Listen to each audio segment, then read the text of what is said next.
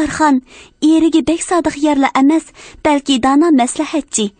Har qanday jangi qural elib, eri bilan tang atlangudek jangchigan. Shunga buni ko'rgan xalqning ularga bo'lgan ishonchisimi eshib, hamma birdek vatanini qo'g'dashga chiqibdi. Bu xalqimiz tarixidagi cho'ng voqea ekan. Qizlarning uyqulari qechib, ruhi ko'tarilib ketdi. Ular bu hikoyaga qiziqib, o'zlarining qayg'usini birpas unutgan edi. İşbarxon turmushga chiqib, 2 farzandlik bo'lgandan keyinmi Qashqar xalqiga Chin lashkarlari xatar tug'dirgan paytlarda kumush sapli xanjirni yeniga esib, qo'liga qilish qalqon elib janglardan qolmabdi. Xotin kishining mundaq jasurligini ko'rganda boshqalar qarab tura olsinmi? Ularmi oxirgi bir qo'shiq qiyni qolg'uchi jang qilibdi. Shu chaqda dushman askarlari bu tavada raso zarbiga uchrabdi. Qilishvozlik bilan danqi chiqqan bu qizni dushmanlar tirik tutish maqsadida bir necha qitim qo'rshavga opdi. Biroq bu qiz chabdaslik bilan elishib, dushmanga tutilmay qo'rshavni bosib chiqibdi. Qahramonlik degan mana mundaq bo'lmamdi. O'zimiz hozir yo'q narsalardan ansirab, olu qo'rqoqlik qilib ketyapmiz a. Vatan uchun, xalq uchun ko'ysa ana shundaq ko'ysa bo'ladi. Cheriklarga Mo'ng'ullarning Xuntajisiga emas, hatto Xoqon iching'imi mashhur bo'lishga boshlagan İşbarxonni hech yerni zaxmlamay tutish topshirilibdi. Mundaq buyruq bir necha qitim tushirilgani bilan İşbarxonni cheriklar xeyligacha qo'liga tushirmabdi. Ular oxiri İşbarxonni salma tashlab otdan yiqitib tutyapti. Bu qitim jangga qatnashgan ona bolalarni cheriklar bo'g'izlab, vahshiylarcha qiynab o'ltiribdi.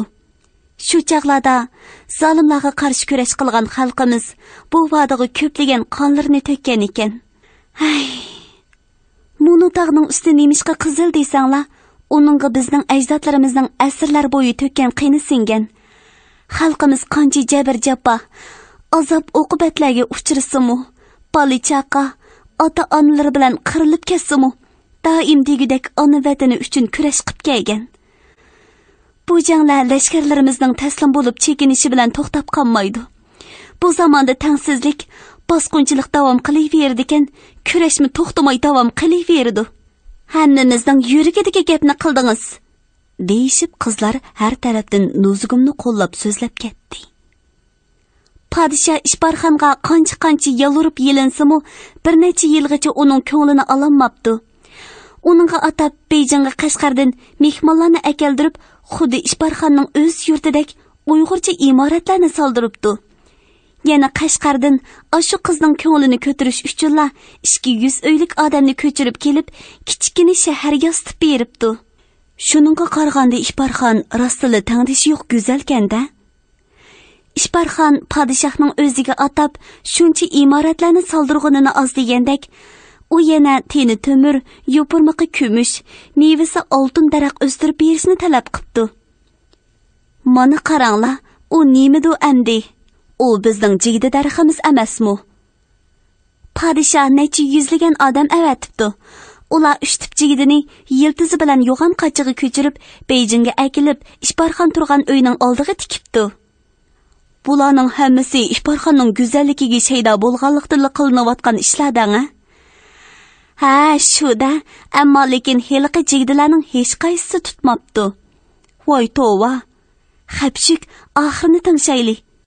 Shu chaqda İşbarxon, ko'dingmi, hatto jigidinimi o'z yeridan boshqa yoqqa ko'chirsang tutmaydi. Uningga qaraganda men odam-ku deb podshohdan 2 yildan beri ko'rmagan bolasini ko'rsatishni iltimos qilibdi. Bu iltimosi o'rindalgan chaqda İşbarxon o'g'lini bag'riga besib yig'lab turib, "O'g'lim, bu xon sening dadangning beshini kesib akeldirgan. Seni beqib asrayotganlarning hammasi qarindoshlaringni o'ltirganlar. Men seni qayta ko'ralmasam, mushu so'zlar esingda bo'lsin" debdi.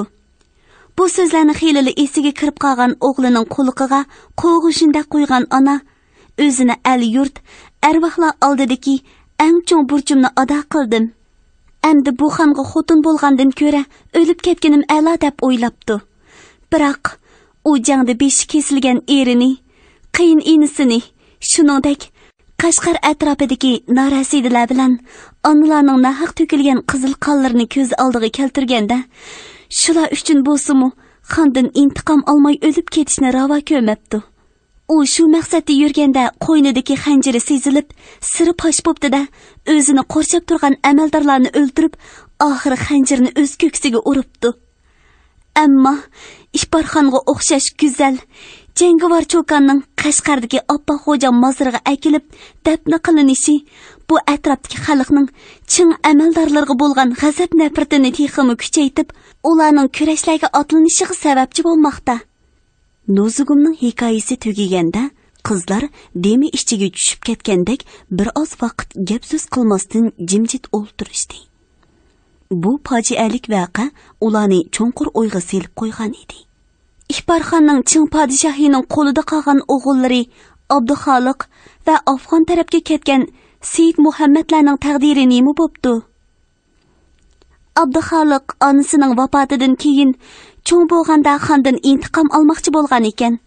Lekin xon uni umrlik zindonga solib etibdi-da. U shu yotgan paytgacha to 62 yoshgacha ordu baliqdagi zindondan chiqmabdi. Hayotda mundaqmi vahshiyliklar bo'ladi ekan-a Nozugum?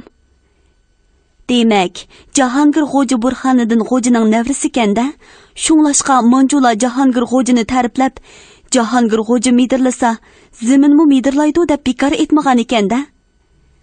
Xo'jalar bog'u quyruqini kesib asimi o'lmaydigan yilong'ila o'xshaydi. Nozugumning qiziq gaplariga berilib ketgan qizlar o'zlarining qayg'u hasratlarini unutib qolishdi. Ishbarxonning hayoti ularning ruhini ko'tarib, qo'llariga qilish nayzi tutib yurgan chin cheriklariga qo'rqmasdan qarshi turishga o'rgatdi. Boya buvi Aysham aytgandek, Nozugumning kichikidilla oshu Ishbarxonga o'xshash o'sishga talpinganimi rost edi. Beshiga har qanday qiyin kun tushganda ko'z oldiga Ishbarxonning hayotini keltiradi.